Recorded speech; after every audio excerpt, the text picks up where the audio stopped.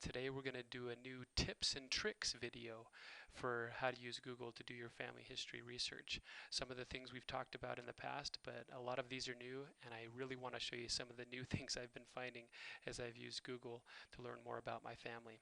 So we'll talk about web search and image search today, and the newspaper search in Google, and also a little bit about Google Translate.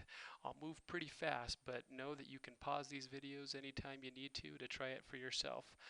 But we'll go ahead and get started in the Chrome web browser. Chrome is Google's internet browser like Firefox or Internet Explorer, and I'll be doing all the demos there in that browser.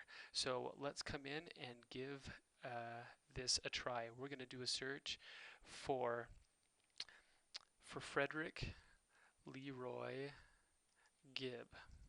So I'm going to give that a click. This first result looks good. I'll give that a click, and it'll say Mary's genealogy treasures. Wow, this looks like something that I might want to save or bookmark, or even copy the text out and do some searches here and see what I can learn. That looks like a good result there. Let's say though that I don't want to get through 7.9 million results, so I'll do a tilde genealogy, which will tell Google that I want results similar to genealogy. And you'll see now I've got results from Ancestry.com and Roots Web and People Search and other things that are more specific to genealogy. Let me show you another trick. We've talked about this in the other videos, but Google will search websites for you. So I'll do ancestry site ancestry.com and then Massachusetts marriages. I can see here that I can click and learn about the different collections that Ancestry.com has for Massachusetts marriages. I can do that for this site, or I could change this and do FamilySearch.org. Then I can get in here and see what Family Search has. And it looks like here when I click this, they've got descriptions about historical records in Massachusetts, related websites, all kinds of different information. This is the Family Search Wiki, and it's given me information on Massachusetts marriages. So that's something that can help me as well. Now let's do another search for an ancestor. I'm going to try to find Benjamin Ashby. And the first result I get is the autobiography of him, 1828-1907. Yep, that's him.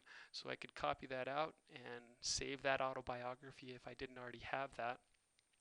A couple clicks down, a couple links down is something called Find a Grave, and I've got a picture, wow, and I've got a headstone, looks like he was in the Utah militia, and another headstone here. I've got a whole description of his life, and as I arrow down, something that Find a Grave has been doing, which is just so remarkable, is that people have been coming in here and putting links to other family members. So Nathaniel Ashby, this is his information, his headstone. His spouse, Ann Chester from England, her photo, and all of his kids are here. I'm through James Ralph, so I'll give that a click and see his headstone and his information, and his spouse and his children. And Find a Grave is just tremendous, and I'm so grateful that people are putting more and more families together and linking their headstones and photos and information so that I can find that. So let's get back to Google here. Let's say that I don't want to do a web search. Well, I'm going to come and click images. If I give images a click, I can see, well, I've got, it looks like 2 images that look like what I want to find. But if I click search tools, then I'll be able to do a little bit more. Let's say the type. I want to refine by the type, and I just want face. So it gives me a couple more results. But the color here, if I switch it to black and white, then you'll see that I'll have lots of other results that look similar. This looks like Nathaniel, yep, and I've got images for him and places he might be on the web. This individual as well, Find a Grave. This looks like somebody familiar. Look at all that information, all those photographs for that person. So if you refine in Google Images, you can get a little bit closer to what you're looking for. In Chrome, there's also this search by image feature where if I click that, click upload image and then choose file, I can actually upload a photo of one of my ancestors. We're going to do John Rowlandson Robinson. Upload that to Google and see what I can find. It's given me some similar images, but up here, if I describe it, I'll find that I've got some information here from Ancestry.com and some other images on the web. Find a Grave has this one.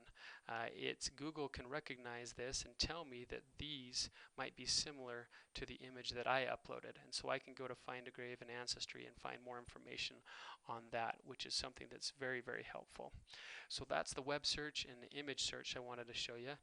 Google has a news section as well. If you type news.google.com/newspapers, you can come in and do some searches specifically in newspapers. And so what I'm going to do here is look for John Lai Gibb. Give that a click. Click this first link. Whoa, photos, wow. I can definitely come in and use that information from that database. Down here, I've got another one from the Calgary Herald in 1962. I'll give that a click. Family has reunion at Cardston. More than 120 descendants. John Gibb, yep. Born in Liverpool, England in 1848. The second generation also present. Wow, I've got a whole article that would link a whole family together thanks to the digitization that Google has done. Looks like the Calgary Herald. And I can browse this newspaper and browse all the newspapers and link to this article and save this image and save this information. I'm going to do another search here for another Canada ancestor and look for James Vokes. I'll try that. That looks okay, but I know that he spent a lot of time in Toronto. So if I click that, I'll try this first link here. Miss S.A. Vokestead, Sarah Ann Lumby. Yep, that's his wife. Widow, let's see, late Mrs. Vokes was born in Bradford, England. We had no idea where she was from until we found this newspaper clipping in 1920 from the Toronto World. Once we found out that that Sarah was born in Bradford, England, we went back and found the Lumby family there and found the whole family in the census. And this was our link to get across the pond and find that family. So that was something that was just way exciting. My wife and I were thrilled with that discovery. Let's go to Google Translate. This is a website that I don't understand, but I know that I have Scandinavian ancestry. So if I come here and I found this doing a search, and if I get to the site, the Chrome browser will ask me if I want to translate this, and I'll say translate, and it'll give me this whole thing in English, which is just a lifesaver. I can come in now and navigate this, and the browser will detect whether or not it needs to be translated. Google Translate is another thing that you're probably familiar with in this area. You can type in text and translate the language.